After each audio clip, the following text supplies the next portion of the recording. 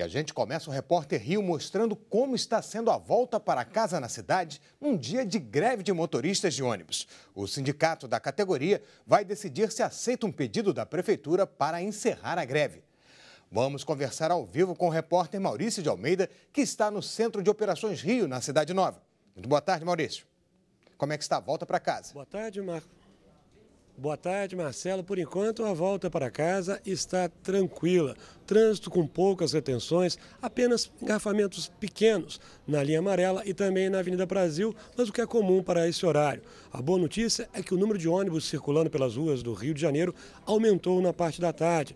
A frota está maior em comparação com a parte da manhã. E para atender a maior demanda, tanto a Supervia quanto a concessionária que administra o metrô do Rio de Janeiro, elas reforçaram as equipes de trabalho. A Supervia informou que durante a manhã, 13 mil passageiros a mais utilizaram os trens em comparação com uma segunda-feira normal. Afinal, os trens acabaram sendo o melhor meio de transporte para quem seguia do subúrbio em direção ao centro da cidade, já que na parte da manhã, poucos ônibus circularam pelas ruas do Rio de Janeiro. E para tentar colocar um fim nesta greve, donos de empresas de ônibus e rodoviários se reuniram na Prefeitura do Rio de Janeiro. Foi um encontro longo, que durou aproximadamente 4 horas. No fim da reunião, só o prefeito Marcelo Crivella, que participou da negociação, conversou com os jornalistas. Ele disse que os líderes sindicais aceitaram a proposta negociada na reunião. Seria um aumento com base na inflação do ano passado e desse ano, que chegaria pouco mais de 5%, e também o reajuste da cesta básica da categoria.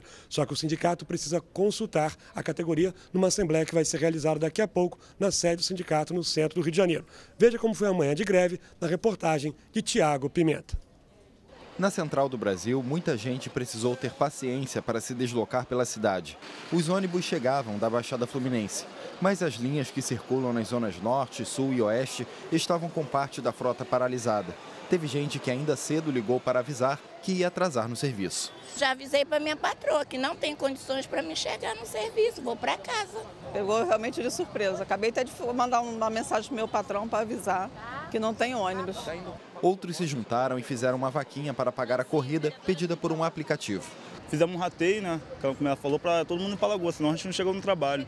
Muitos veículos particulares aproveitaram para fazer a famosa lotada, mas o preço não estava nada acessível. Estão cobrando R$20 cada pessoa para chegar dentro da ilha. E a minha volta, como é que vai ser? Pelo menos 5 empresas de ônibus que empregam 4.500 rodoviários tiveram as atividades interrompidas. A principal reivindicação dos trabalhadores é o reajuste salarial de 10%. As empresas haviam oferecido 4%, divididos em junho e agosto, mas a proposta foi rejeitada pelo sindicato. Os trabalhadores estão há 2 anos sem reajuste salarial, sem reajuste na cesta básica, e nós estamos querendo também que seja cumprido a lei regulamentada pelo prefeito e a decisão judicial que determinou o retorno gradativo dos cobradores. Então essas são as principais reivindicações, porque são 2 anos sem reajuste de salário. Em frente à garagem da Empresa Real, na Avenida Brasil, altura de Manguinhos, os rodoviários fizeram manifestações.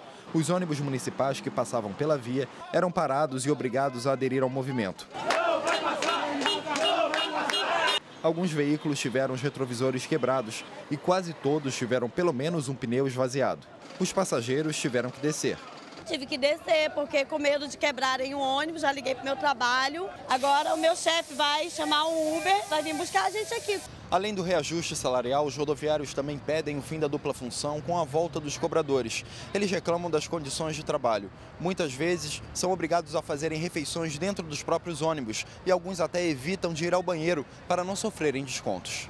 Esse acúmulo de função, dirigir e cobrar, está acabando com a saúde do motorista aqui no Rio de Janeiro, está botando a vida de passageiros em risco, está botando a vida de quem está disputando o espaço no trânsito em risco e ninguém faz nada. A gente não carrega objeto, não, é vida que a gente carrega, muita responsabilidade naquele volante ali. Alguns bairros, como a Ilha do Governador, na Zona Norte, ficaram sem nenhum ônibus. As vans saíram lotadas e até com gente em pé.